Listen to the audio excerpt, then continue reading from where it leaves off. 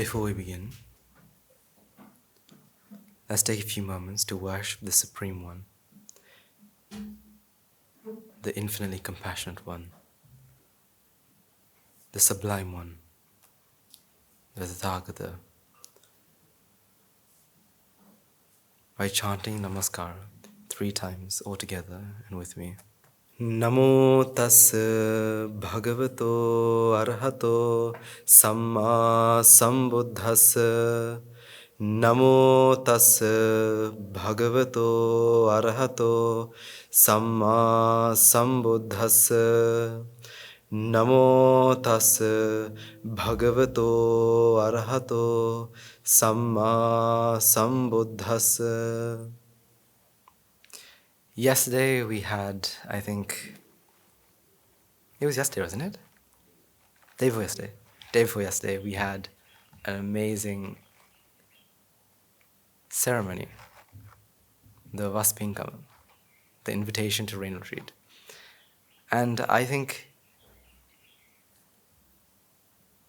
I would like to take a moment to actually explain something here. And I think this invitation phrase that all our devotees, every non-upasampada monk got to chant, I think that was one of the most powerful messages anyone could say. So for those of you who may not have been here, we had the Invitation Rain Retreat, and in this rain retreat, our devotees, Anagarikas, Siddhashavikas, and Siluvasis, and everyone got together, and we invited the high ordained monks to stay in the temple, in the monastery, for 3 months and practice their path. But not only that, while you practice your path, may you help us go further as well. Because something that we have to remember is, that day was Esalapoya. Now, Esalapoya is one of the most significant poyas to have ever been on this entire earth, throughout its entire history. Why was that? That was the day the Buddha first opened his mouth and preached the first Dhamma Sutra, the Dhammacakkappavattana Sutra. I remember when I got to learn these, right? While coming as a monk, and after many times, I get to learn about how amazing the Dhamma is. And that was the first day the Dhamma was preached. The first day that the 4 noble truths came into this world, were revealed to this world. And not only that, that was the start of the Sásana. Why? Kondanya became Anya Kondanya, meaning the first Sotapanna. And from that moment onwards, one after the other, the Buddha Sásana grew and grew and grew and grew until the moment we met our teacher. And then the Sásana was passed on. Guru Hamdar preached, Nayak Hamdar preached, we listened, and now we're part of that as well. Each and every one of us, Bhikkhu, Bhikkhuni, Upasaka, Upasaka, we're all part of this Sásana that started on Esalapoya Day 2,500 plus years ago. The Buddha opened his mouth and preached the Dhamma. And I think we're so lucky, and every week, I remind you how lucky you are, because your lives are the most luckiest lives ever. To be able to hear the Dhamma in the entire history of our entire sansaric journey. We're very blessed, at least in this one, to have met or to have been born in the era of the Gautama Samma Sambuddha. To not only have been born in the time of the Buddha, but being in the time where the Dhamma is so alive Not only that, that we have a teacher. Not only that, we also have, personal teachers. A teacher dedicated to help us progress on our path.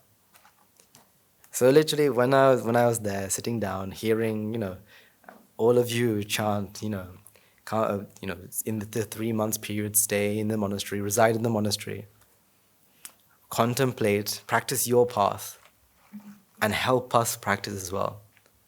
The first thing that came to my mind is, this is the Sásana. This is the true Sambuddhasana. Passing down what? Buddha pujas, Bodhi pujas. No, the Sásana is dependent on the Dhamma. Passing down Dhamma from one to another. It was very, I think, the Vaspingama, or this invitation to Rain Tree, was an event which I really enjoyed. I'm not someone who really likes going on, ceremonial proceeding and doing all this. But I really did enjoy the Vaspingama because it's a time where I can truly reflect. It's a time where you can truly reflect on the importance. So this is the thing, I really wanted to show you this because it was a time where I felt immense amount of joy. And I felt immense amount of being very fortunate to be part of a Sambuddhasana. So I want you to also feel fortunate. Because Sambuddhasana is not about a robe, not about a bald head. Sambuddhasana is about the Dhamma. Anicca, dukkha, anatta, 3 words that in the entire history of the universe were not heard of. And yet we get to hear anicca every hour you hear anicca. Even before you fall asleep, you hear what? In your dream you hear anicca. Dukkha, anatta. We're surrounded by it. 3 words that in the history of the universe were unheard of. Were the rarest 3 words we get to hear every single day. I mean, you wake up in the morning. So for example, for our monks, anagarikas, we wake up at 4 in the morning, 4:30, we hear just what? Anicca, dukkha, anatta, anicca, dukkha, anatta, anicca, dukkha, anatta. Not in the words, in its meanings.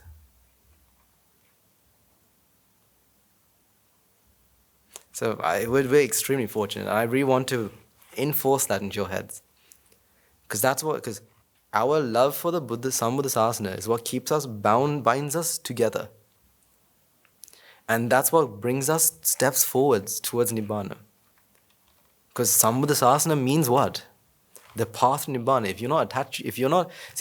Attachment in this sense isn't the same attachment as attachment to things or items or people. But this attachment is attachment to non-attachment. So the Buddha says it's chanda, not tanha. So we have to first attach ourselves to the Sambuddhasana to get rid of the attachment itself. So have this in mind. Have this in mind. And then when I was thinking about this, the next thought that came to my head is, in this day and age, that many people are very focused. I mean, no, you can almost say everyone is very focused. Focused on different things, I agree, but we are all very focused. But majority of people, unfortunately, are very now focused on what? Money. Money focused. Material focused. Things. I want things. I want money. The other day, we get to talk to lots of people, right? And you hear, I go to work every single day. I find ways to, I'm starting a new business. I'm doing overtime. Why? Because I'm trying to accumulate what? As much money as I possibly can. Many people these days are very money focused. Always thinking about how can I earn, that extra rupee, the extra dollar, extra pound. How can I earn it? How can I take and take and take and take? Very focused on money. Why? So they can get more materials. I want to get a big house. You ask a child, any child, no, not our children, but any child outside, what do they say? When I grow up, I want to have a big house. I want this amazing car. I want to have this phone. And they're thinking about what they can have, physically what they can have. And so, young children from such a young age work tirelessly. So I'm not saying that they shouldn't, they should work, but they work tirelessly with no sleep in order to achieve their dream of money, achieve their dreams of materials, achieve their dreams on this fleeting happiness or these fleeting moments of pleasure. That's what they dream of. That's what they want. That's what they enjoy. And so they work tirelessly. Working 40 hours a week, tirelessly, to earn, a small amount of cash so they can feel happy. Lots of us, we open our banks and check how much we have in our accounts.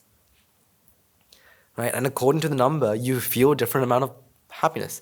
You look at it and it's a big number. You feel really happy. Wow, I've earned this much.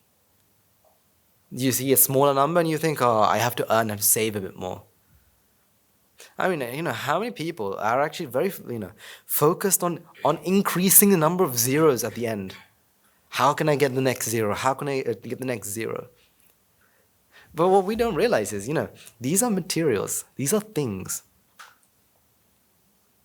The other day I was talking to a group of children and they were saying, that they really want these sort of things. And what I showed them is, these things can be taken away from you. You become, let's say you have a big house. Well, let's take a better example. Let's say you want a new phone. You buy a phone. Well, if you drop it, it breaks. So what do? You protect it. How do you protect it? You put, a screen protector. You put a case to protect it. However, it can be stolen. So what do? Every day, after you come home, you put your phone into a safe. When you take it to work or school or wherever you take it to, you make sure you keep it safe wherever you go. But then it can also be affected by water. You drop it into water, what happens? Then you try to make it as waterproof as you possibly can. Covering all the holes, making it waterproof. But yet, it can be affected by fire. The elements can claim what is yours. The elements can claim what is yours. Like wind. We know how to hurricanes, tornadoes, ripping homes apart, taking what belongs to you. The earth can claim everything. You hear, and I don't get to hear recent news, but you do hear news of earthquakes, claiming homes, claiming lives. Ripping people's lives to shreds. The other day I got to, one kid showed me their history book. And on the history book, or some sort of book, it showed, this is the largest earthquake was in this continent, this country, claiming 2,500 lives. And I showed them, look, this is what the earth can do. Water.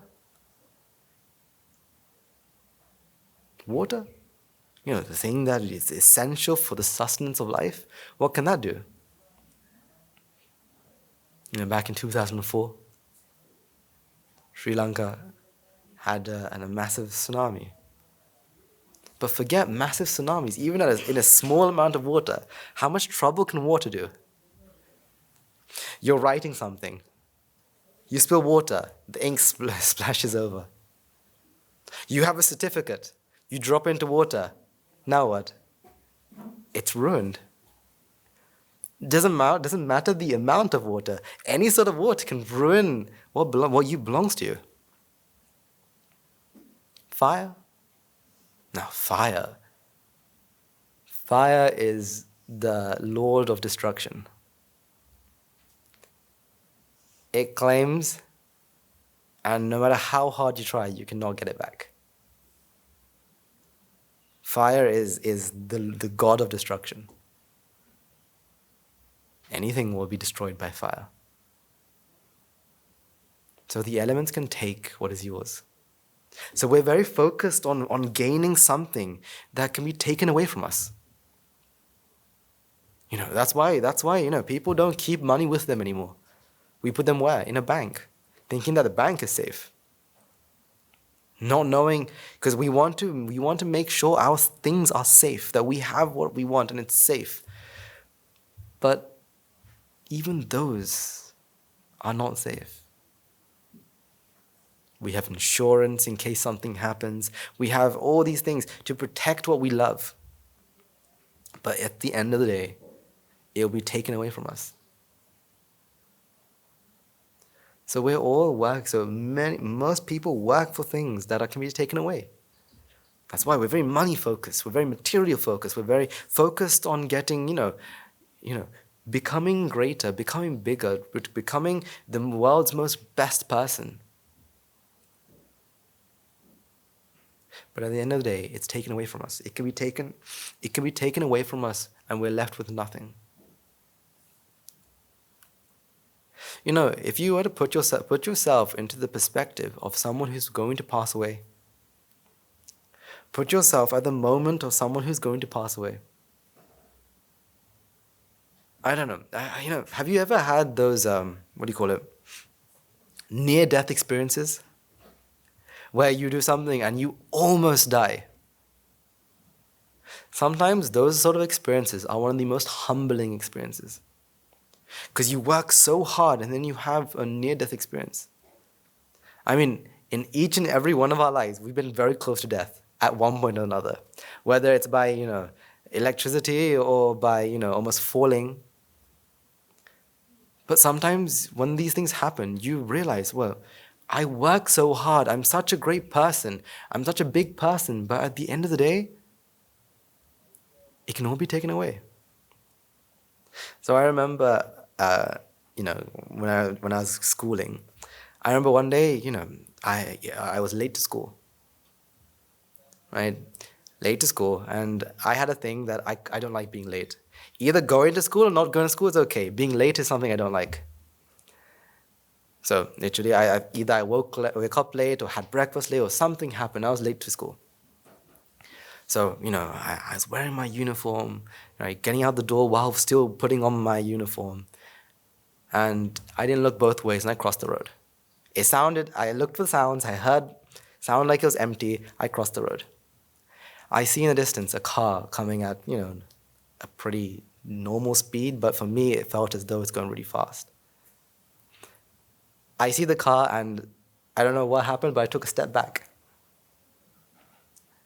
And the car just runs over my foot. If I hadn't taken a step back that day, I wouldn't be here. And I remember after that, I still ran to school because, it's school, we don't want to be late. But I remember thinking, I could have died. If I had died, what would have happened? Me working or going to school, working really hard. What's the point of that? I wanted to be rich. What was the point of that if I had died that day? At that moment, of course, being small and naive, you don't really think about these. But as you grow older, now what?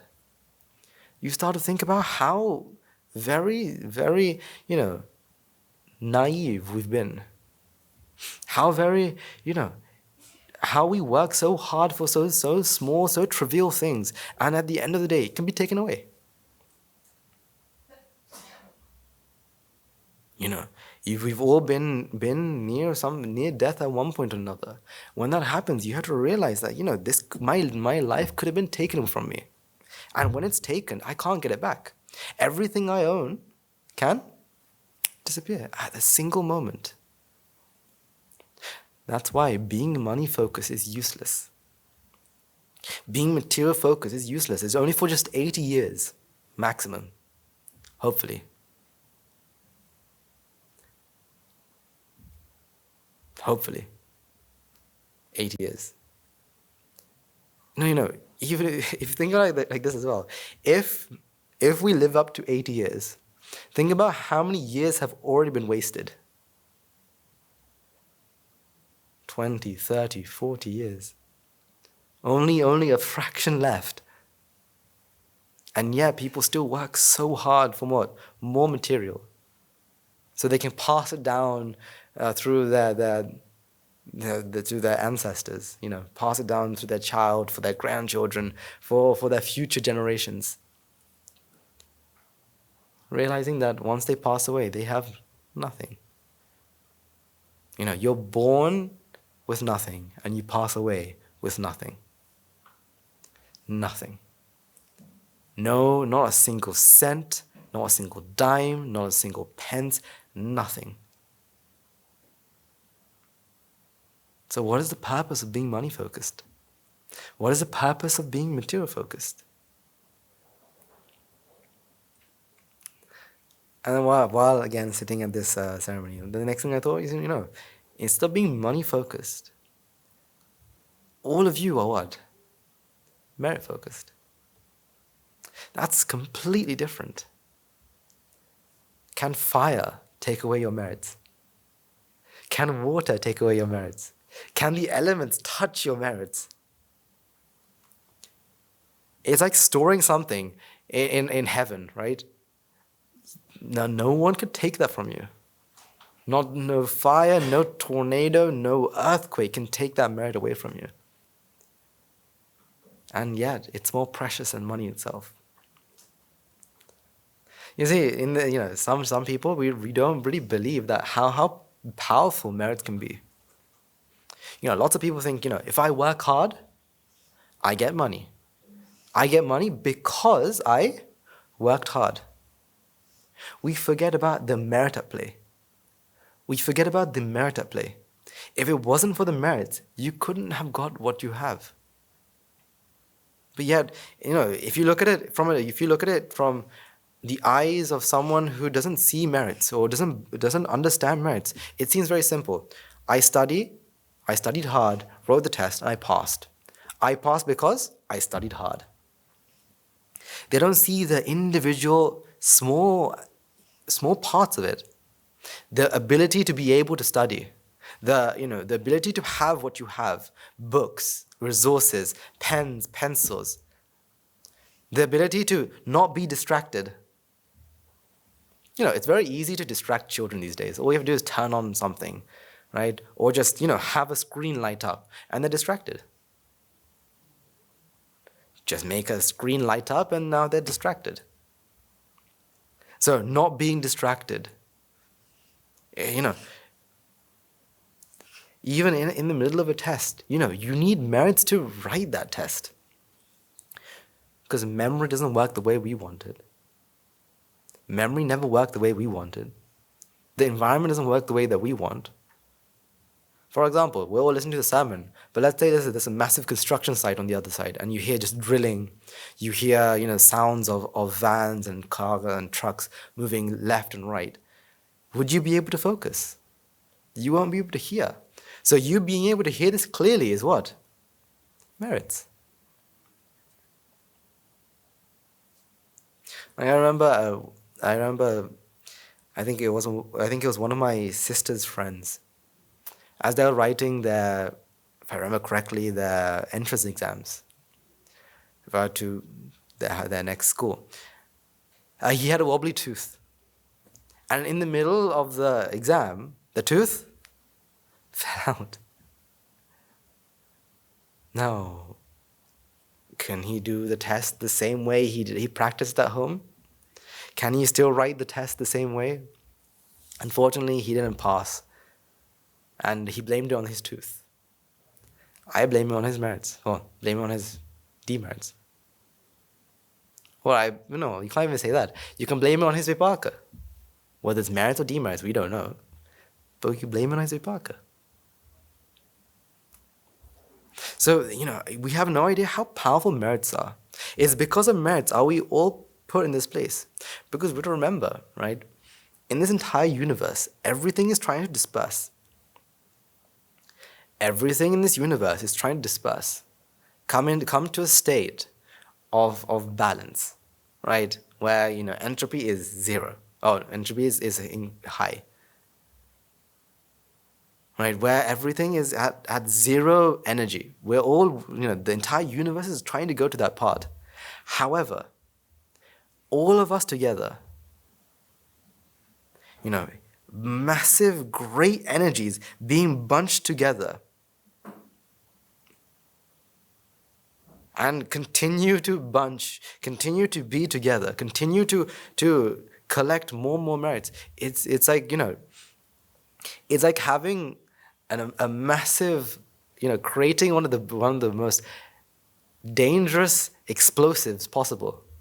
Because why? Energy is always trying to be released. But with our merits, we're collecting all these together. And we're trying to bond them all together until, each of us attain Nibbána. But until then, we're trying to collect all of this merit power together to make one incredible power, incredible energy that is trying to disperse. This is why, it is incredible. We have an incredible amount of energy just pulling us together. For you to be alive itself requires what? It requires merit, because, you yourself, right? I mean, the body that you have, it's something that's always trying to disperse. But yet your merits are what brings everything together. And that's why, how very simple it is for you to get sick. So in last months, we had in certain places in our monastery, we had chickenpox pandemics. It was a pandemic, right? One person gets it, hundreds of others get it. And you see how easy it is for it to spread. One person gets it, and some people weren't even nowhere near, but you see that next day they have it. Someone from the opposite side of the monastery, they pops up out of the blue. Because that's how, our body is always, trying to disperse. That's why, you accidentally hit yourself on a corner. We get injuries. Again, the body is always trying to disperse, but it's merit power that brings us all together, keeps all these causes together. If it wasn't for merits, we would have what? Nothing. So instead of being money-focused, we are all merit-focused. Like I said, merits cannot be taken away. No one can take your merits away from you. Not a single person. Not a single being. Because merits are what actually truly affects your mind. Everything else is a belief. You believe it. Think about it, right? Everything else is what you believe. I believe I have my child. I believe that. Therefore, it can be taken away. To take a child away from you is very easy. How do you do it? You go to the law and you say, remove these two, and the law will say, from today onwards, restraining order, you cannot see each other. Very simple. Just a piece of letter can separate you from a child. You from your child. Very simple. Because that's a belief. You look at your bank account and you see, millions. That's also a belief. Because they can say, you can get an email the next day and say, we had a glitch in our system. You had 6 zeros, but actually there's only 4. Very simple. Or even, you have millions, and the next day the economy crashes. Now what? You have 0. Or near 0 at least. See, those can be taken away because these are just beliefs. You believe that you own a car, But a thief also believes that they can own that car. So just like you ride your car, the thief can ride so-called your car and drive it to wherever they want. Because it's just a belief they have. I believe that this is my car, and they believe that they can take that car. It's just a belief. But merits? Whether you like it or not, whether you dislike it, it doesn't matter. Your karma will always come back to you. Your karma is something that cannot be taken away. It's something that will be with you for the end of your, what? Existence. End of your existence? End of your mental environment. Until then, your merits are there. Your merits or demerits will always be with you. That's why, the first Dhammapada, what does it say? It says that, your karma will follow you. Your bad karma follows you like a wheel follows an ox. And your merits follow you like a shadow. No matter how hard you try, you can't remove a shadow, can you? For as long as there's a sun, you always will have what? A shadow. Very simple. So lots of us are very money focused. We have changed money focus to merit focus. Because the more merits we have, the more opportunities we get. I mean, think about this. Was it not through immense amount of merits that you found a teacher? Was it not through immense amount of merit? Did you want to listen to your teacher? Was it not through immense amount of merit that you understood what your teacher was trying to say? And was it not through immense amount of merit that not only did you understand, but you thought, you know what, I want to practice it further and come. It's merits that keep us. It's merits that keeps us in this place. So whether you're money focused or merit focused, money focused and merit focused. See, those of you who do a job, try to see, am I merit focused or money focused? Because if you're merit focused, you're willing to sacrifice anything for the merit. So just like the Vaspin cover, it was on a Thursday. And next day was probably a working day. But yet, some of us were there until 11, 12, collecting merits. Because why? They are not money focused. They are merit focused. I think that's what makes us different. That's what makes us different from most other people. We no longer look at how much. We look at what effect. We no longer look at how much money am I getting. No, you were looking at what effect do I make. What effect do I make? How do I affect another person? How can I make them smile? How can I make them happy? How can I help the Mahasangha? So something that my mother tells me every week I talk to her is, how amazing our Siddha Shravikas are. How amazing the team is, how they work as a team. Because why? They help one another. Because they're not thinking about how am I going to gain something. If I help you, what are you going to give me? No, instead is, what effect can I make? How can I make you smile? How can I help you in some sort of way? How can I make your life easier? So something that my mother enjoys doing, especially with our Siddha Shravikas, is working in our kitchen. Well, not working, but cleaning, basically, in the kitchen. Every single week I'd meet her. She would tell, the first thing she would tell me is, Swaminathan, you should go and see the kitchen. It's spotless. It's spotless. And she sees great joy in not just, the cleanliness, but the teamwork. Because we're not money focused, or, what am I going to get? How can I get? I want more. Are you going to help me? If you're going to help me, I'll help you. Instead, it's, regardless whether you want to help, I'm going to help you. Regardless whether you want to, regardless whether you are going to either praise me or scold me, I'm going to help you. That's what makes us that's what brings us all together. Merit focused. See if you still have that.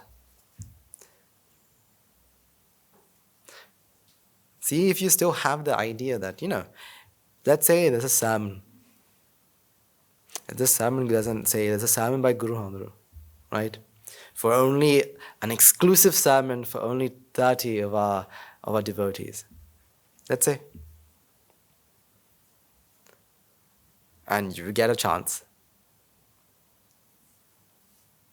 But also you see, someone just walking around the monastery. They've probably never heard of the Dhamma. See if your mind says, maybe I can give my chance away. Maybe I can give my chance to this person. Because, I get to see Guru Amar and listen to his sermons every day, but this person, maybe it's first day, maybe it's her second day, maybe this is what she needs to become Sila Shravika like me. See if you have that mindset. Let them have it. Because something that really hit me, a point that really clocked with me, and I really want to share with you, is this idea of joy. This idea of joy. And this came from, Naikanta's sermon. So I do really want to share this because I think it's a very, very powerful message. Because it's a mindset that is, for as long as you have jati, it's very difficult to do. But if you are able to see it, your entire life starts to change. And what he talked about was, a mind is a mind. A mind is a mind. Whose mind? Whose mind? There's no such thing. It's like saying, there's two computers, right? There's two computers. And you ask the computer, which is you? The computer can't answer that because the computer doesn't feel what? I am this computer, this is another computer. No, it's both different. They're both processing the same thing. So to it just feels that, I'm not a computer, I'm just, processing here. So, if I was to ask, whose mind? You can't give an answer. It's just a mind, it's just a process. Now here's the thing.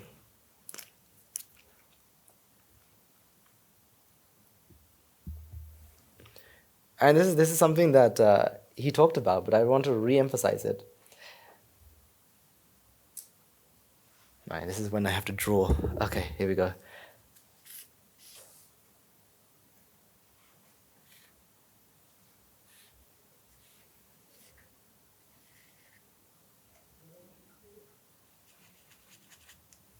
What is this?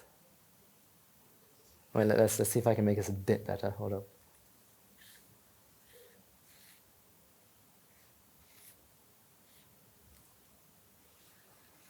What is this? Piece of cake. Good. My drawing is becoming better. All right, we have cake here. Now, let's say, right, we have person A eats cake. Person A eats cake. What happens? What is the process that happens? What is the process that happens? Let us zoom in, right? And we'll put the tongue in as well. We have cake, we have tongue, and then? And these two come into contact. And that sends the message to the brain sends to the mind.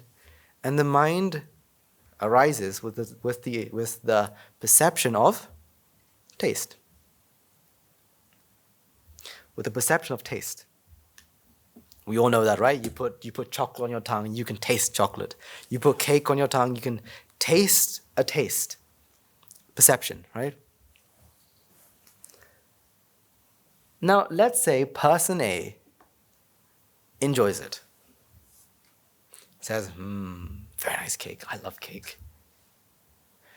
Now, we being a witness, or we being an observer, right? And they're really enjoying the cake, and you see them, I really love this cake, right? And they're really enjoying it. We as the observer, we think what? If it tastes so good, maybe can I have some? Can I have some? Now, why do we say that? Why do we want to have some of this cake? Because we want to experience the same thing that this person is experiencing. We want to experience the same joy that person A is experiencing. Therefore, we say, can I have a slice? Now, let's say we do have a slice, right? Cake, tongue, us. Would we ever have the same perception as person A? Would we ever have the same perception as person A? We're both eating the same cake, but would person A and us have the same perception? Ever? No, because every part of this is what? Cause and effect. Whether the cake, the tongue, the mind, the brain, all are different causes. We don't have the same causes. Therefore, the effect will always be what? Different. But yet you think that you taste the same thing that person A tasted. And you say, yeah, it does taste nice. And you agree. However, this is not a person. This is what? A mind. We are what?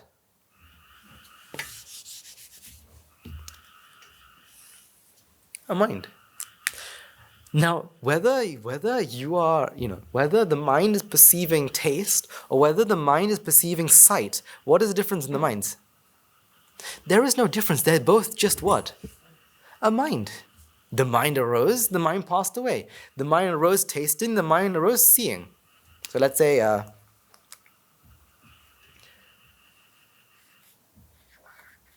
you see,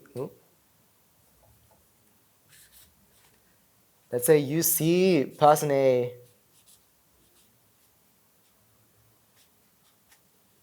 eating cake. You see person A eating cake. Whether you're seeing or tasting, what is the difference in the mind? Whether you're seeing or tasting, what is the difference in the mind? The minds are both very similar, just different perceptions. However,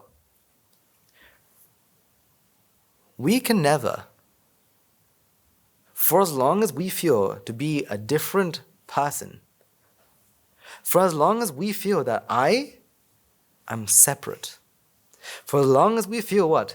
Jati.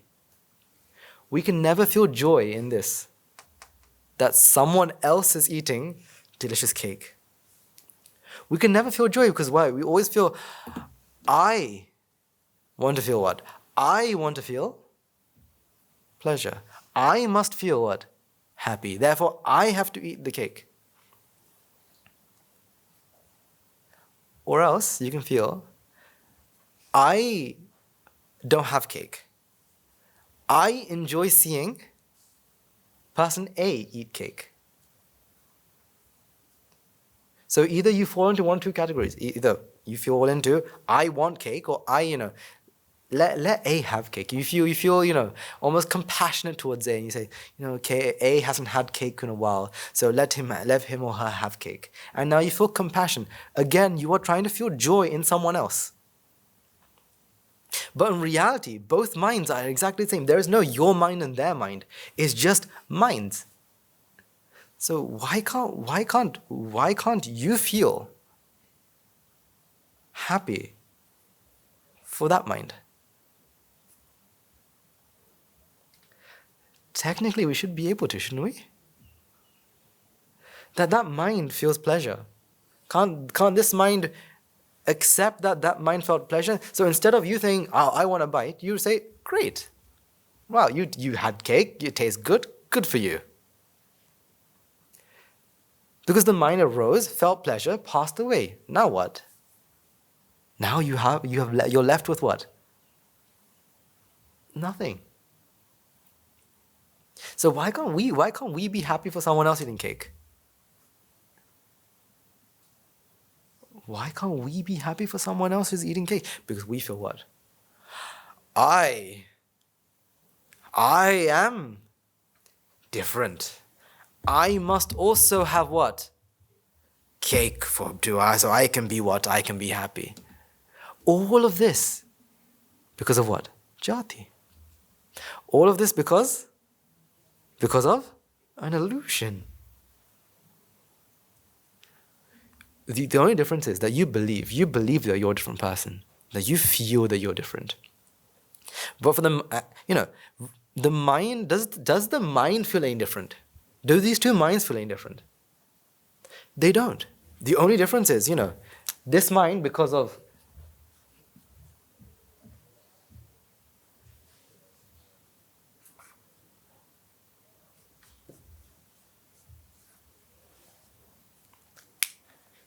average, right? Ignorance, attachment, vexation, insanity, and jati. Because this is there, does it feel that I am different? I must be happy. But this is just what? A different process that makes the mind feel to be different. But in reality, does the mind feel different? If jati wasn't there, would the mind feel different? All right. This mind is eating cake. Then say the next mind is eating, let's say is eating karvila, right? Bitter gourd, right? People don't like bitter gourd. Not all, some people, right? Even though one mind is feeling pleasure, the other mind is not it's not this mind feels pleasure. Mind cannot feel pleasure if there was no what? No jati. Jati is what says, it's, like we talked about last time, it's comparison that's the thief of joy. It compares.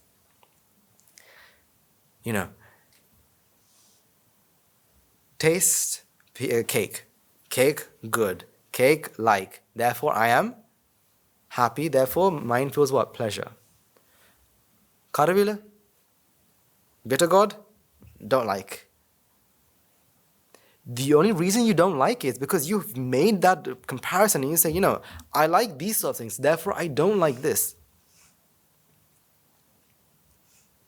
Okay, there is a physical discomfort when it comes to bitterness. That is there, I do agree, right?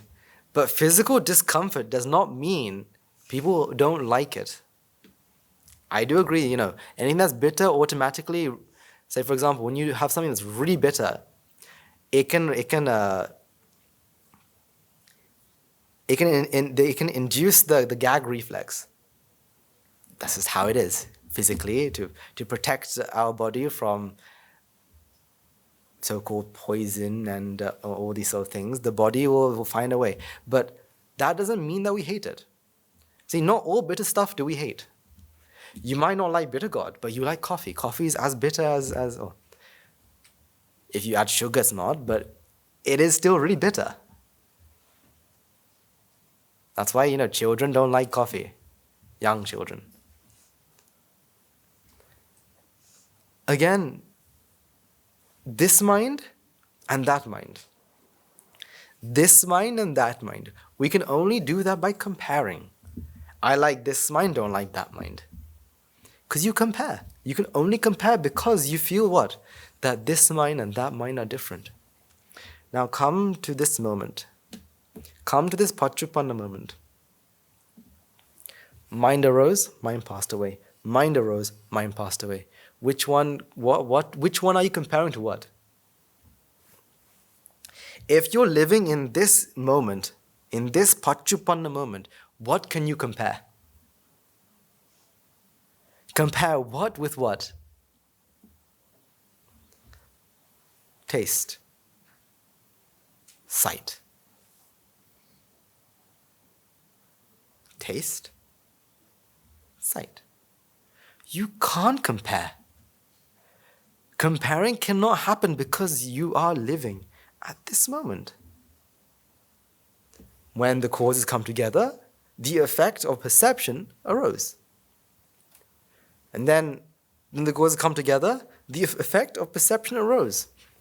That's why for an arahant, whether you give the arahant cake or whether he or she sees a person eating cake, they don't feel a difference. They don't feel a difference. It's just, oh, okay. The mind arose, the mind passed away. Okay.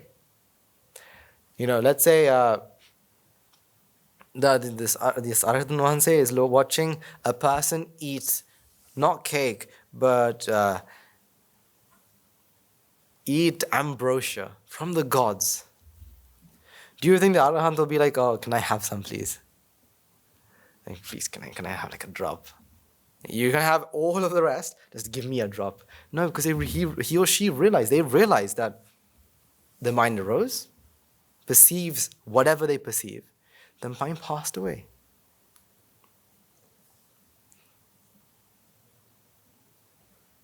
But what happens to us?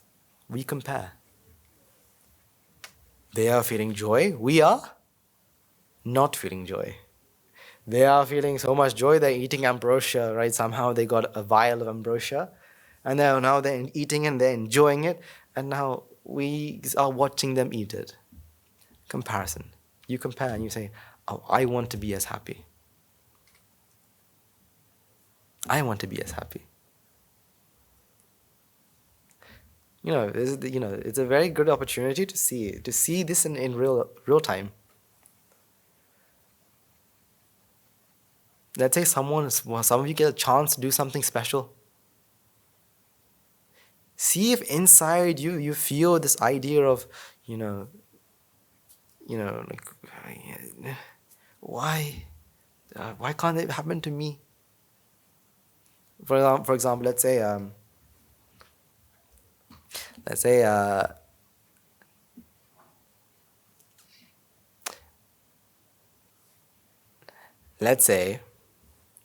the Roganayakandru comes down and stops in front of our devotees and talks to one person. Can you feel joy in that mind? Saying that mind is talking, or that mind is perceiving sight, sound, that mind is thinking, and this mind is also what? Perceiving sight, sound. Can this mind be happy about that mind? See if you can be happy with that mind. That no matter what's happening there, can this mind be happy? Something that you find a lot is that, let's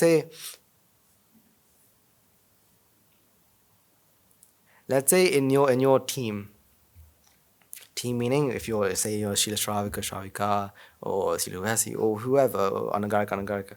Let's say, you see someone who's surrounded by people. Right? Let's say there's one Anagarika who everyone enjoys associating. And so every single time you look, someone's talking with them, someone is, enjoying, associating them. See if you feel, why doesn't anyone associate me? Like, what have I done wrong? Because if so, you are seeing two different minds. Because in the end of the day, at the end of the day, we are all part of what? We are all part of what? Part of nature. Whether this or this is all part of what? Nature. Nature taking different paths. Energy stored in a physical form is formed like this. Energy, again, in a physical form is like this. Energy in a physical form is like this. And then, energy in its chemical form, energy in its mental form is what makes you. You are nature. However, you are part of nature. However, says no. I'm not part of nature. I'm a separate being. I am a separate person. I deserve to be recognized, to be respected. I deserve it. Give me what I deserve. Now you look out. Now you look for it. I deserve to be praised. Now you go look for it. Give me praise, give me praise, give me praise. Give me recognition, give me recognition, give me recognition. Think about it. Look how hard you work to be praised. Sometimes we work really hard just to hear the words, well done. So you can feel what? I worked hard and I got this. Again, because you feel to be separate from nature. I am different from nature. I'm not part of it. I am a very different person.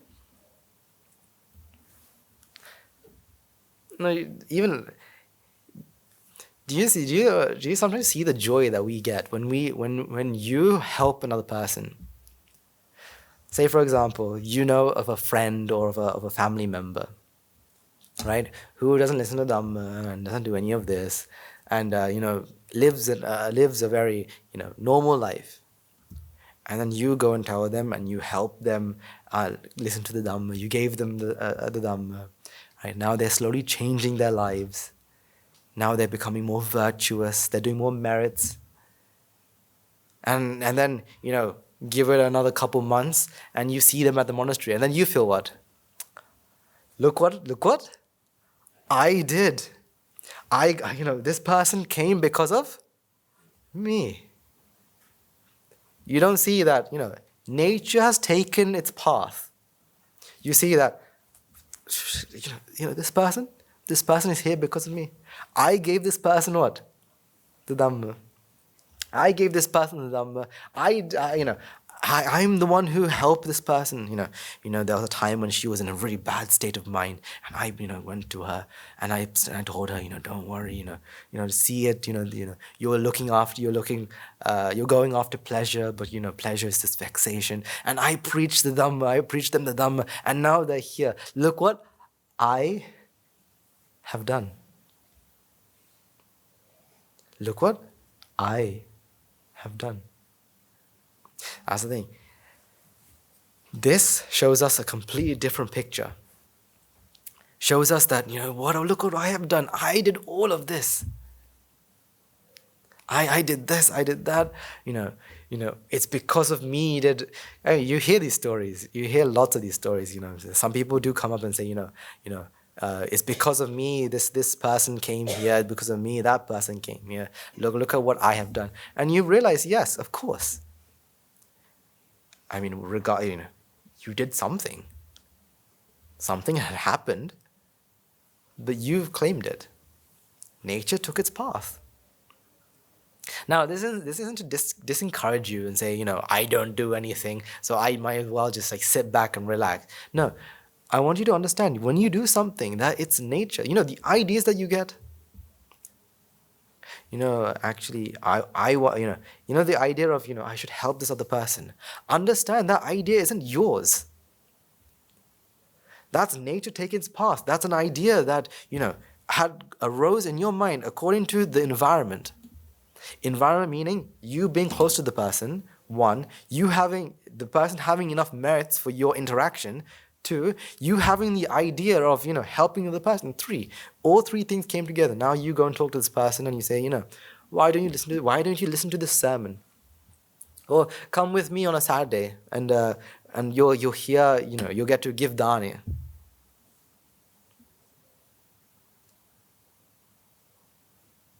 All you are doing is you're just following the process of the mind. You're just part of nature. However, Jati says, no, I'm different. I get to choose. I thought, this person is someone I can help, therefore I help this person, therefore they listen to Dhamma. What Jati does is something that's truly horrific, right? Jati loves making, and we talked about this before, loves making stories. They absolutely love making stories. And some people, let's say that differently. Some minds connect dots that are so far apart, but they somehow are very creative in the way they can connect 2 dots that make no sense, but to them makes a lot of sense. For example, right? Because what Jati does, I talk to this person. It rained today. Are those 2 connected? But sometimes Jati can find a way to connect these 2 and say, I talked to this person today and this person said this and this and this and this. Therefore this happened, therefore that happened. And therefore today it started raining. I mean, we say as a joke sometimes as well. This person finally came. We say as a joke, but some people actually do connect these 2 things together. Let's say I told someone, you should spend 5 minutes, to go to the shrine room and chant some Buddha Guna, right? The qualities of the Buddha. And then the next day, this person gets to talk with Guru Handru. And I think, because I said this, did they do this, and that happened to them. You're connecting random dots together. And, sometimes it may seem logical, but actually it's just events. Nature taking its path. Technically, if you think about it, everything is connected, but you can't make that connection because you don't know. I mean, who knows? Maybe because of us speaking today, it's going to rain? Well, who knows? All we can say is that nature is taking its path. Jati is what separates them out and says, no, this and this are 2 different events, and this are connected. These aren't connected. Jati weaves this amazing story. Because they feel that, these are two different moments, 2 different events, 2 different minds. This is why when you come to this moment, come to this very moment, this Pachupanna moment, do you realize that no, it's just a mind arose and passed away? Something that I remember having, and I remember sometimes thinking that sometimes you have to go from the Dhamma hall to somewhere else, and it's pretty far. For example, let's say as Siddha Shravikas, they have I think on some days you have your nyayas in the Namaskára. And the journey from the Dhamma hall to Namaskára is quite long, right? Takes about 10-15 minutes. I remember one day thinking, why can't we have like a fast forward button? That, from journey from A to B, I can just press fast forward and I just appear in B. I mean, time itself would go on, but I can fast forward these boring moments. We have to walk from A to B, and I know what's going to happen. I'm going to take these steps. I'm going to go past this. Why can't I press fast forward and skip all that boring stuff? Because, Jati doesn't like this moment. Jati hates this moment. Because Jati wants what? What am I going to do? See, right now, like after the sermon, what are you going to do? So Jati makes a story. After the sermon, we have Buddha Puja, and then when you go to Buddha Puja, finally we'll be able to go and serve some alms to some sanghas, and Jati makes this a massive story because Jati hates its present moment.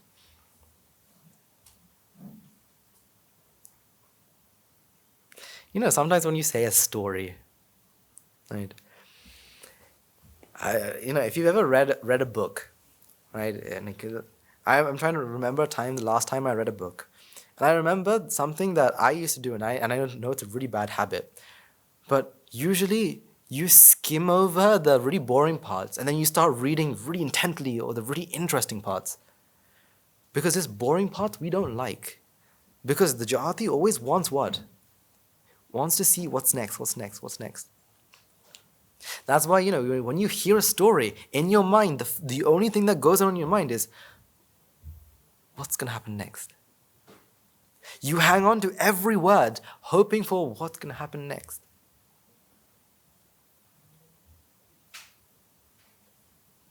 So it's like this, right? Imagine Guru Nanak was doing a sermon, right? And he's preaching and preaching. And then at one moment, he just stops. Half a sentence, he just stops. For 5 minutes. In this 5 minutes, what are you thinking? What is he going to say? What is he going to say? What is he going to say? What is he going to say? And your Jati isn't able to accept this moment. Instead, Jati wants to, what's next?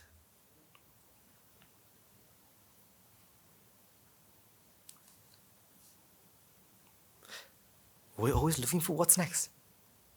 Or we look at what has happened. Today morning this happened. I forgot. It's raining this morning. Therefore, I put the clothes outside, and it's now probably wet. And we live in what? The past. Jati is you can say Jati is allergic. Is highly allergic to what? This moment. This Pachupan moment. Jati is highly allergic. Even because when the moment you see this moment, Jati can no longer be. See, when you are eating, the mind arises with taste, the perception of taste. Whether it's carrot, whether it's potato, whether it's soya, whether it's paripu, it arises with the idea of taste. Where does it arise with the idea of, in the sermon tomorrow, where does it arise like that? No, it arises with taste. Taste and taste itself. See, that's the way the mind works. That is the way the mind works. The mind can only see this moment. Can only be in this moment, but Jati is allergic. Jati will always make the future and the past. Jati will project it and say, this is what happened.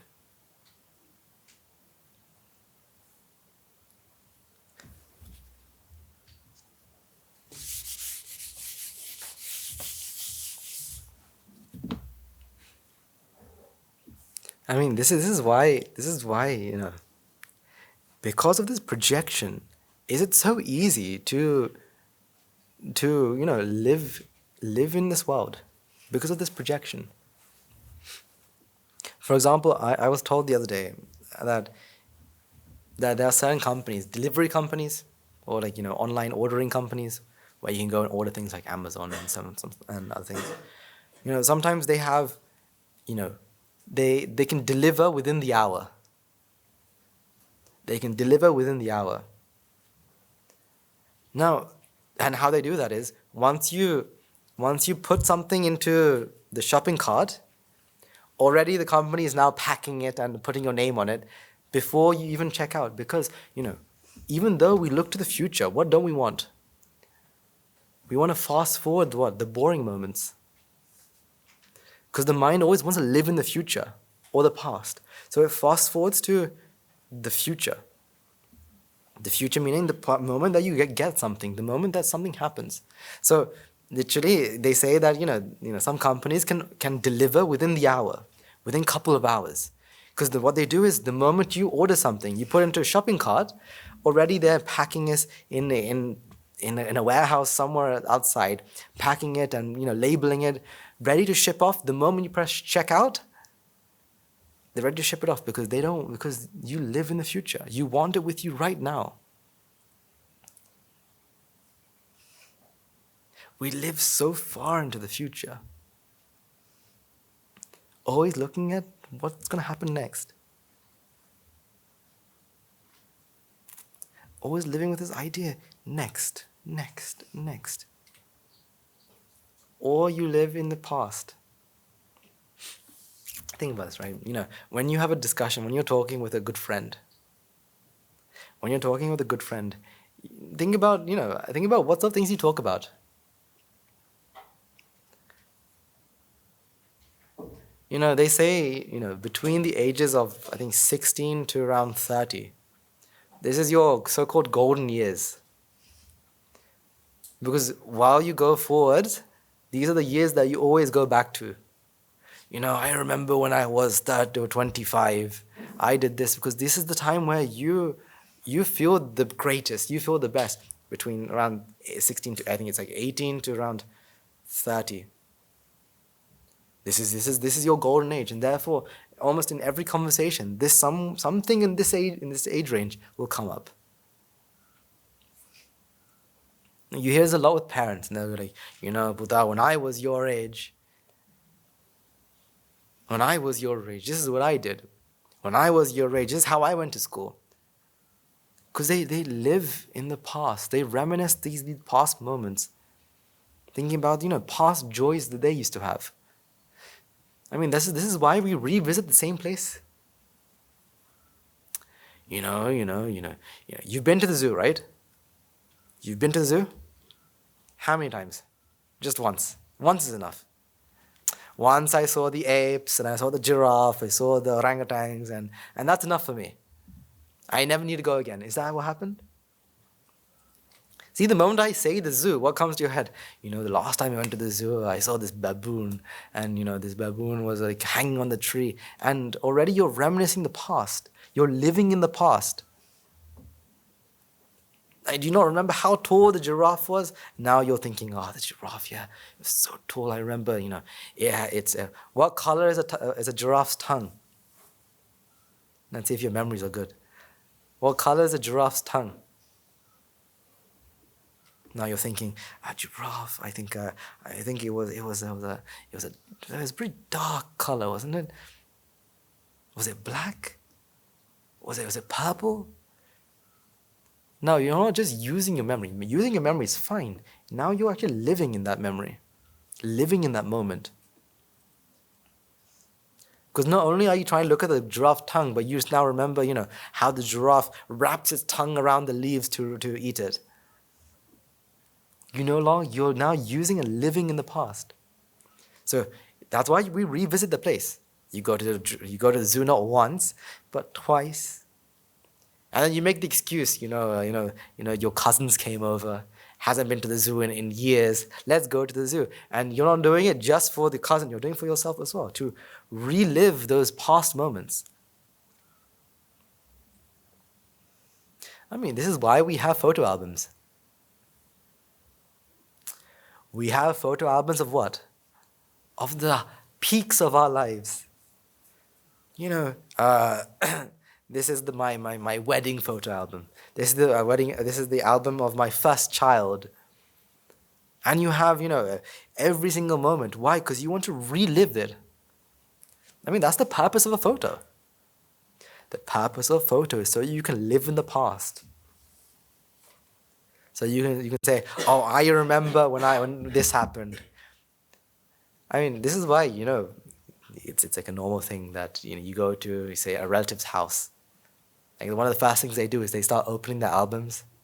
I remember whenever we went to a relative's house, when I hear them mention album, I know we'll be there for the next 2-3 hours. Because they don't just remember the photos. What do they remember? The story behind it. I remember when they took that photo, me and this person was over there doing this sort of thing. Oh, that photo? Oh, I remember you were there, weren't you? And they are reminiscing the past, living in the past, because they enjoy that moment. I mean, that's why Jati loves pictures. I mean, nowadays we don't have printed albums. Now we have, online virtual albums. And I think, nowadays phones all have this ability to create albums by themselves. Yeah, they collect them together. These are the pictures. Without you doing it, they say, this is the picture of your last visit to the zoo. This is all your pictures of this person. These are all your pictures of in the last time you were here. They create this album so you can go back and you can reminisce the past. And say, oh, I did that, I did this, I did this, I did this. Living in the what? The past. Something that Guru Handru had explained, and I want to also explain to you as well. Is the purpose of a phone? The purpose of the phone is to live in the future. The reason we have the phone is for what? People hold their phone in their hands, right? What for? What are they expecting? A call, a message, some notification to pop up and say, oh, something came. And they're living this moment, expecting the future. Hoping for the next moment. That's why, we keep our phones. Phones live very close to us. Because we're looking for what? The next moment. We're waiting for the next call. We're waiting for the next text. We're waiting for the next notification. Living in the future. This is why, Jati always looks for the future or the past. It also lives in the present. See, the present and this moment are two different things. Because when you live in the present, you're talking about I am in this moment. For example, let's say, you are, say you're looking in the sunset. You're not looking at the past or the present, but you are looking at what? The present moment. I am in the present. I'm looking at the sun setting and it's so beautiful. So the present moment is also what? Fueled by Jati. The present moment is also fueled by Jati.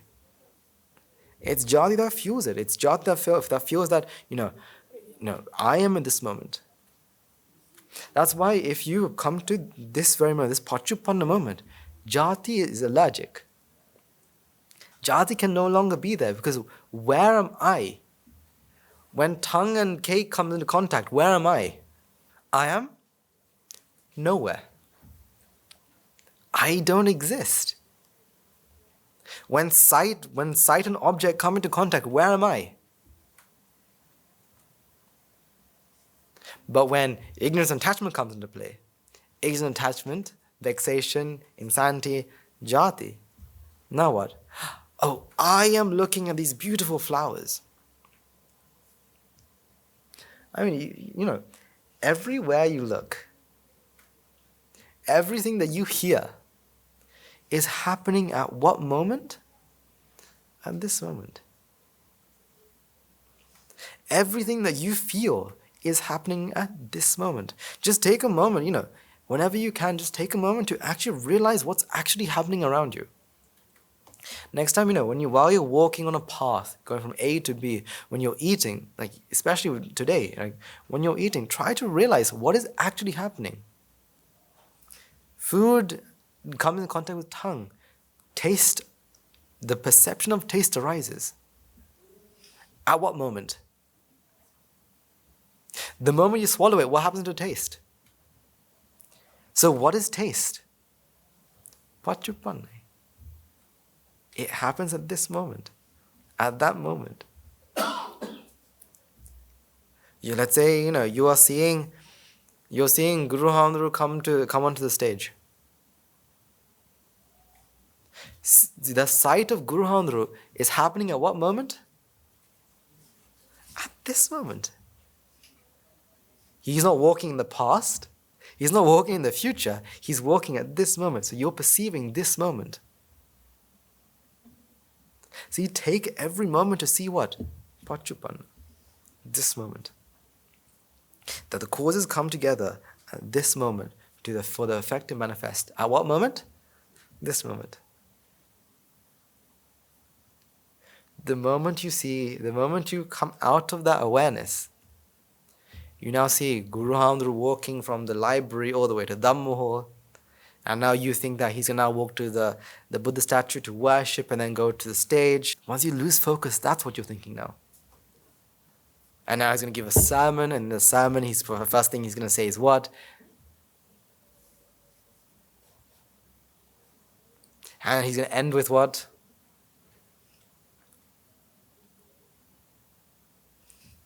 The thing, we have to be very aware of our jati.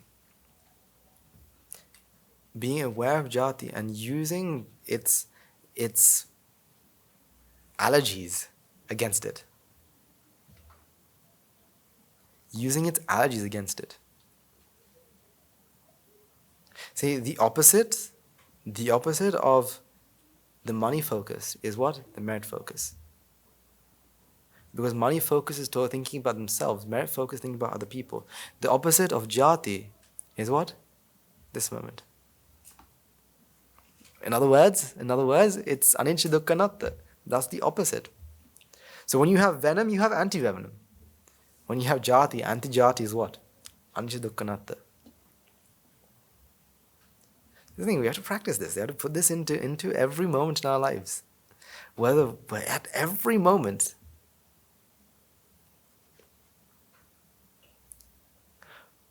What moment are you not seeing? What moment are you not hearing? What moment are you not smelling, tasting, feeling, or thinking? Tell me one moment you're not doing any of that.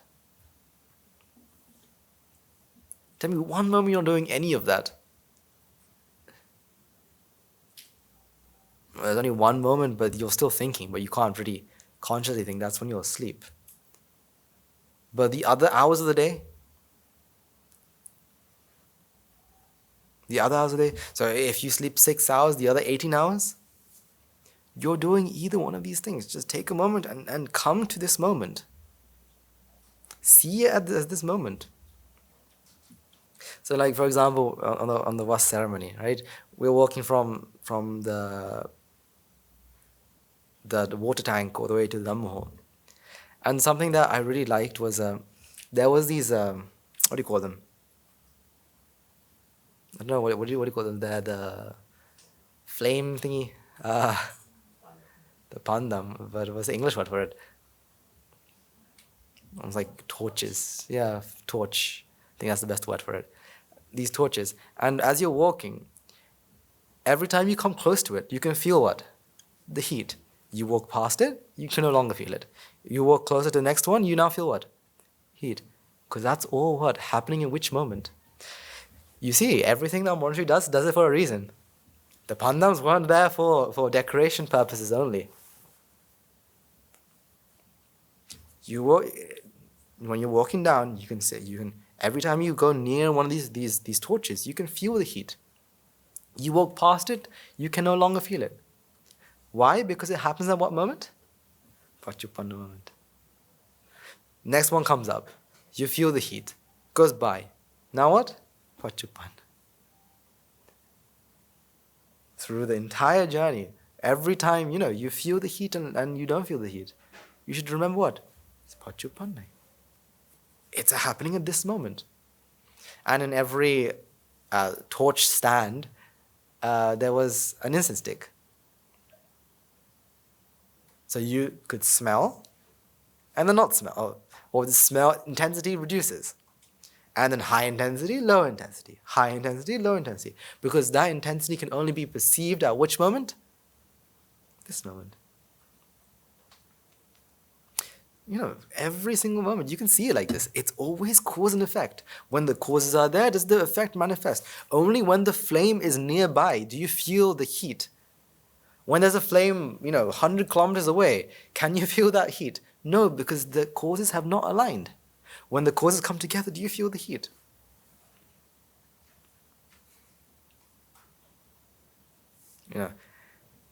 Every time, someone offered flowers. When they offered the betel leaves, when they offered the the Vasi Salu, the rain cloth, I don't know. English terms, I don't know for these specific Pali things. But they can only happen at which moment? Flowers can only be offered at which moment? Before or after? Present, the future or the past? At that moment. At that moment. All we have to do is we have to come to this moment. See everything in its true nature as happening at this moment, at the very anicca nature of things. Because cause and effect can only happen when?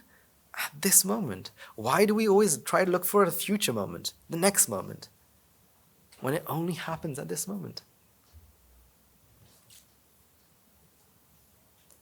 You can only hear my words at which moment? This pachupanna moment. Why are we either still in the future thinking about what he's going to say next, or in the past? What did he say? Why can't we live in this very moment? Why, when you're eating, do you see? If you're very focused and very conscious, you'll see yourself living in the future. Once you're eating, what is your other hand doing? Making the next bite. Because you are what? Pachupannai. Because you think that I'm going to have the next bite. It's not that because you automatically, if you're not focused, this is what you think. As I'm eating, I need to prepare my next bite. Because I'm trying to live in the future. And then there'll be something that you like, that you keep to the corner. Why? Because in the future, after I finish everything, I'm going to have this piece of papaya. Because why? I'm pachupannai. Because I'm living in this moment.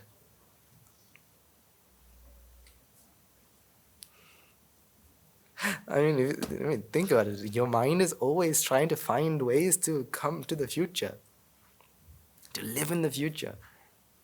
So whilst you're eating, see it as it is.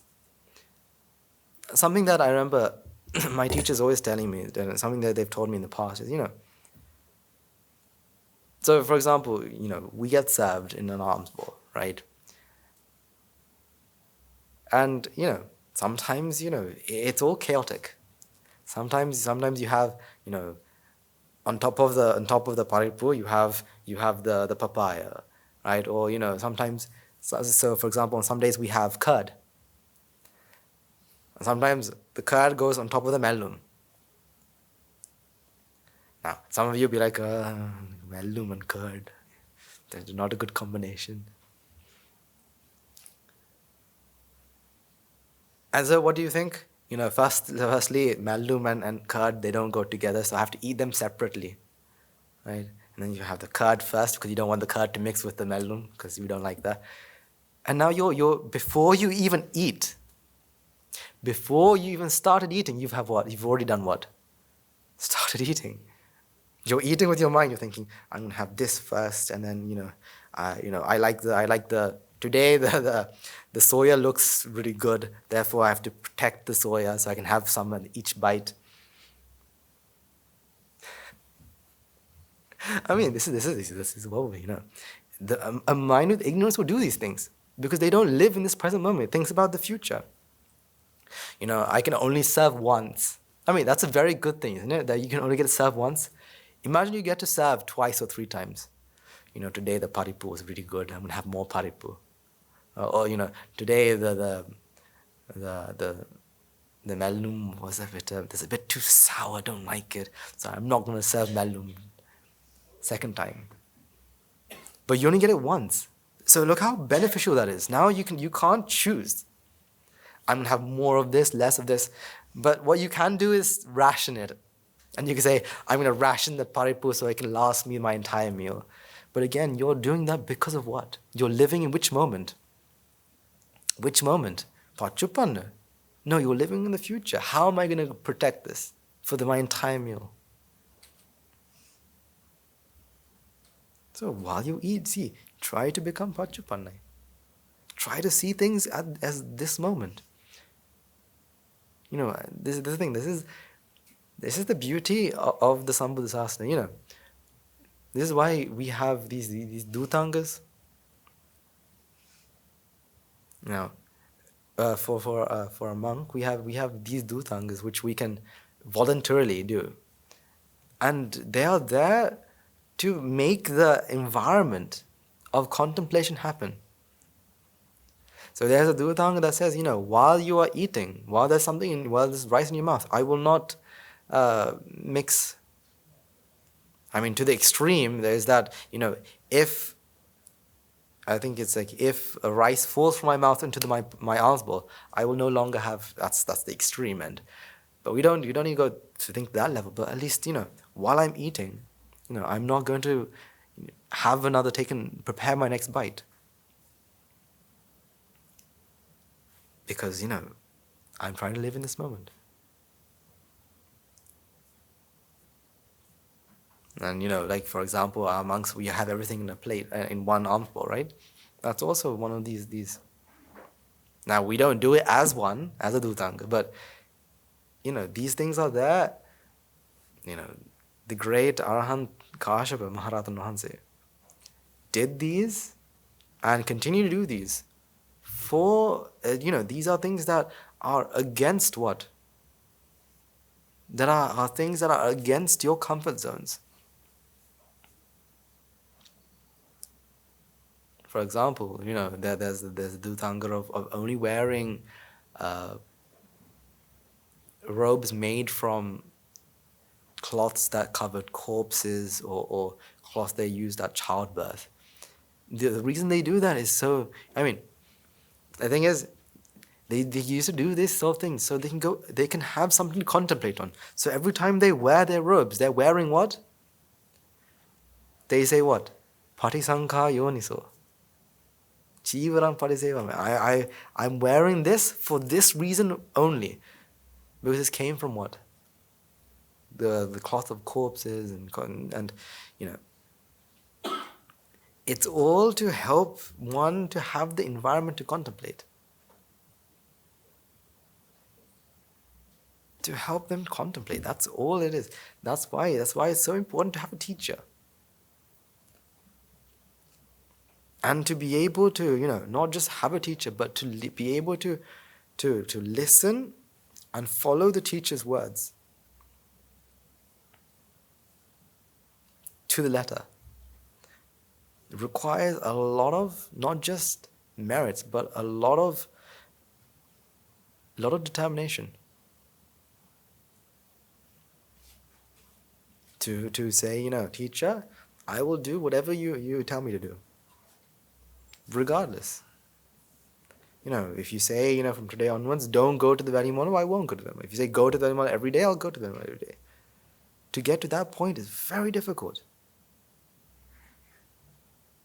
It's very difficult.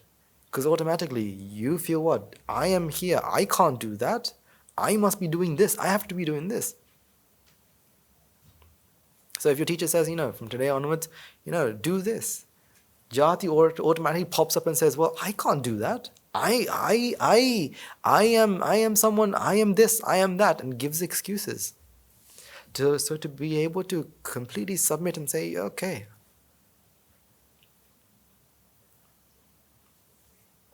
That's very difficult. If not, you can say next to impossible.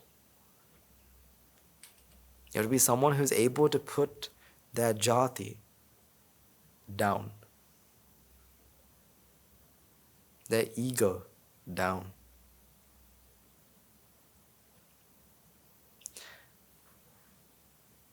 So, something that when you start fighting against jati,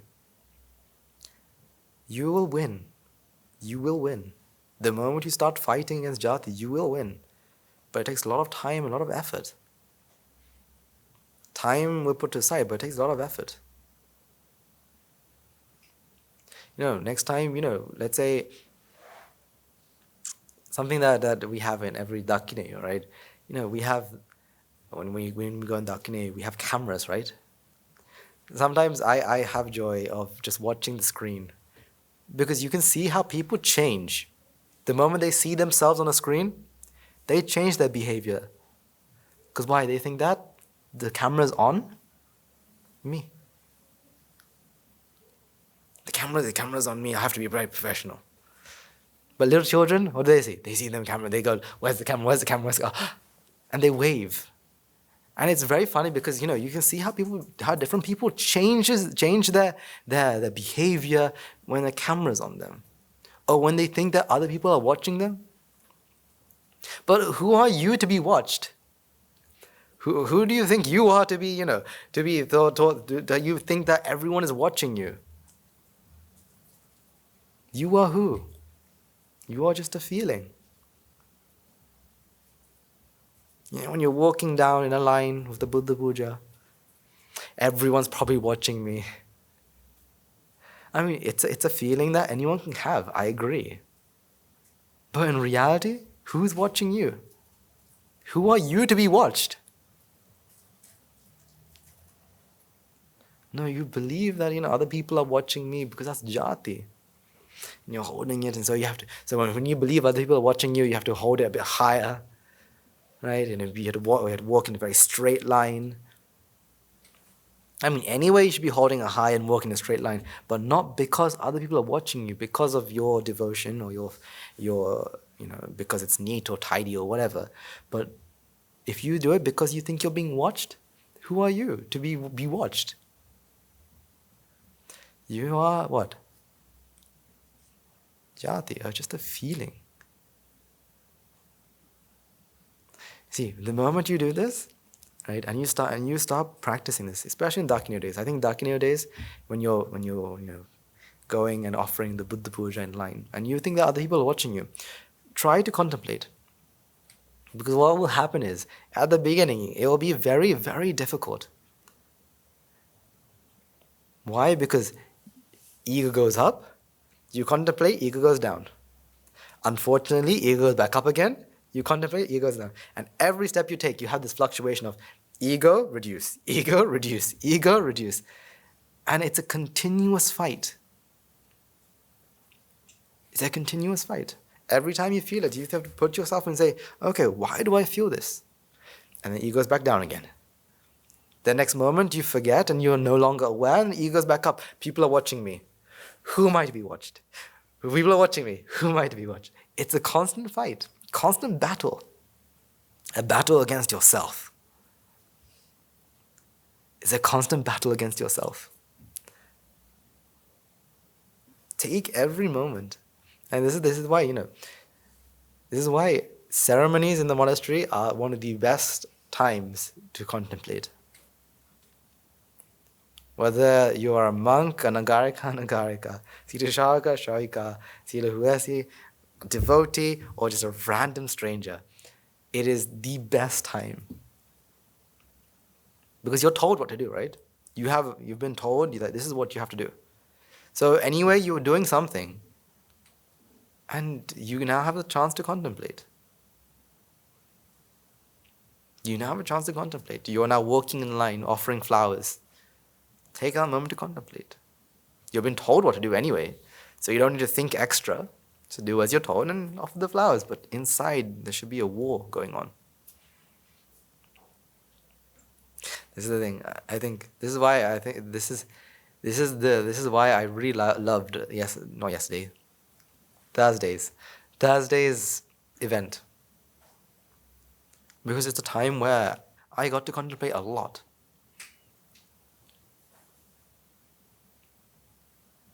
And I hope you all got to contemplate as well. Because events are there not just for merits. Merits are main, but underneath that, the foundation of all that is what? Your contemplation. I was talking to my teacher yesterday as well. And he was telling me that he also found, it very easy to contemplate while walking down and while sat down, waiting for the flowers and this stuff.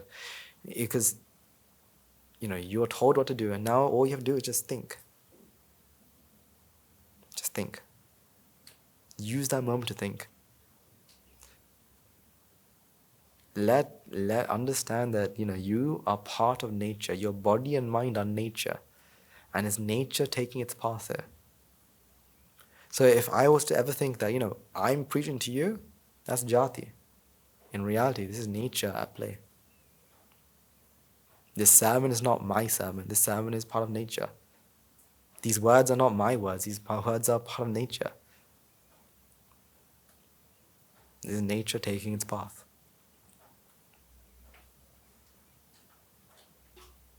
This is nature taking its path.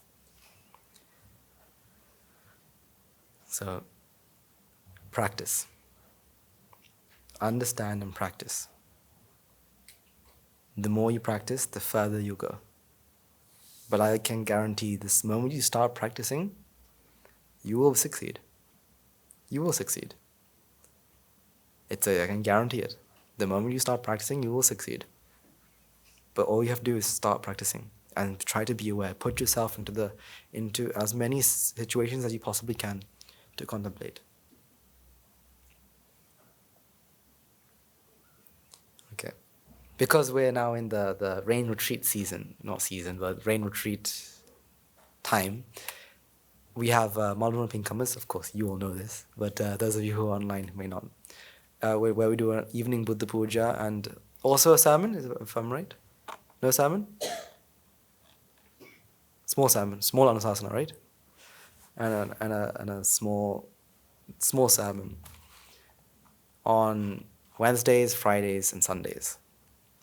Again, it's a very good chance for you to also accumulate merits and also to practice the path as well. So I do invite all of you. Technically, some of you don't have choices, right? Some of you don't have a choice. I mean, not having a choice is not a bad thing. It does sound like, oh, you don't have a choice. It's a very bad thing, You should have... No, we don't have a choice because we have to do merits. Our teachers make us do merits. They can't make us contemplate, but they make us have the opportunity to contemplate. It's not a bad thing whatsoever. It's like, how parents will try to force their child to eat vegetables. Is that a bad thing? No, it's the best thing you can do to a child, right? Same thing here. So it's not a bad thing. So don't take it in a bad way. But some of us, we don't have a choice. We have to be there.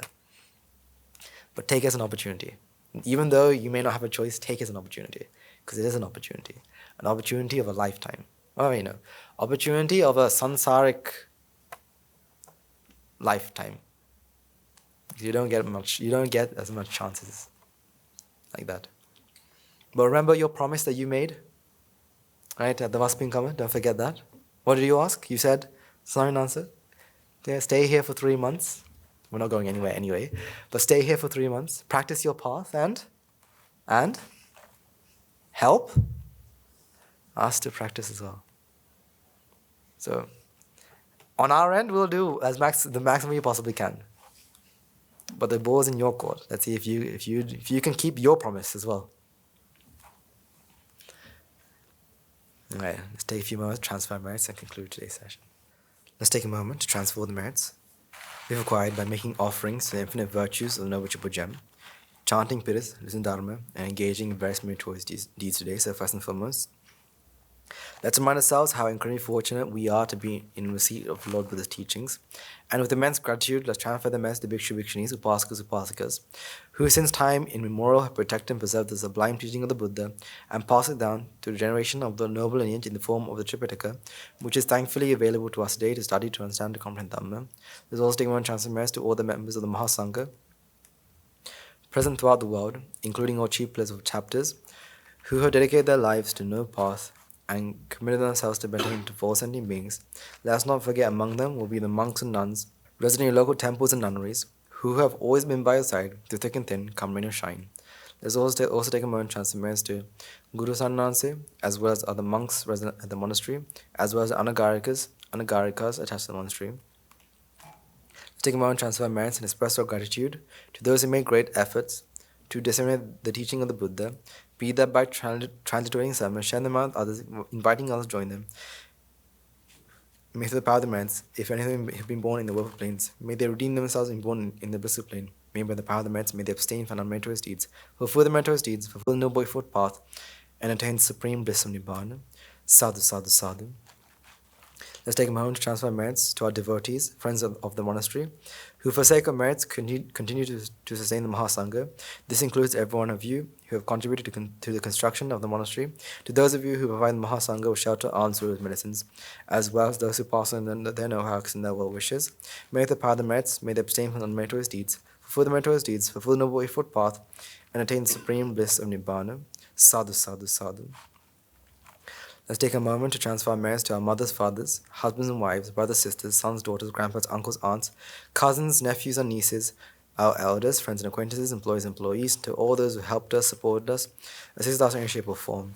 By the power of these merits, may they be healed of any physical or mental ailments, may they overcome any obstacles in spiritual progress, may they abstain from unmeritorious deeds, fulfill the meritorious deeds, fulfill the noble eightfold path, and attain the supreme bliss of Nibbána. Sadhu, sadhu, sadhu. There's also one transfer merits to devas, brahmins, spirits, demons, primarily the Sakadeva, as well as gods and deities, who have committed to protect and fulfill the Dhamma of the Sásana. Let's also take a moment to transfer merits to our god deities, who keep a watchful eye over us and keep us out of harm's way. May the power of their merits, may they prosper in divine power and wisdom, may they abstain from unmeritorious deeds, fulfill the meritorious deeds, fulfill the noble eightfold path, and attain the supreme bliss of Nibbána. Sadhu, sadhu, sadhu. Let's take a moment to transfer merits to our ancestors, who predeceased us, to all who have been friends and family to us, in this even long journey to Samsara. Let's also take a moment to transfer merits to all those in the armed forces as well as the police force who sacrificed their lives to protect the peace and harmony of our nation. May all those lost life in the war, be the friend or foe, rejoice in the merits of Christ today. Let's also take a moment to transfer merits to all those who lost their life in natural calamities such as tsunamis, earthquakes, landslides, and pandemics. Reminding ourselves among them will be those who have been friends and family to us in this even long journey to Samsara. May they by the power of the merits, if any of them have been born in the willful plains, may they redeem themselves and born in the blissful plane. May by the power of the merits, may they abstain from the meritorious deeds, fulfill the meritorious deeds, fulfill the noble eightfold path, and attain the supreme bliss of Nibbána. Sadhu, sadhu, sadhu. And finally, let's resolve, may the power and blessing of all the merits acquired throughout the day. We have been witness the event of many hundreds of thousands of attain nuances, Mihin nuances, in this blessed land. And finally, may the power of all the merits acquired throughout the day, you and I, and everyone who made this program a success, become an attain nuance or Mihin nuance in this life, in the era of the Gautama, Supreme Buddha itself. Sadhu, sadhu, sadhu. May the blessing of the Noble Chipachan be with you all. The members of the Mahasangha will now transfer the blessing to you. Raga ginnen midetva, dvesha ginnen midetva, moha ginnen midetva, Nibbāna parama sukhayin, sukhita taravetva. Nibbāna parama sukhayin, sukhita taravetva.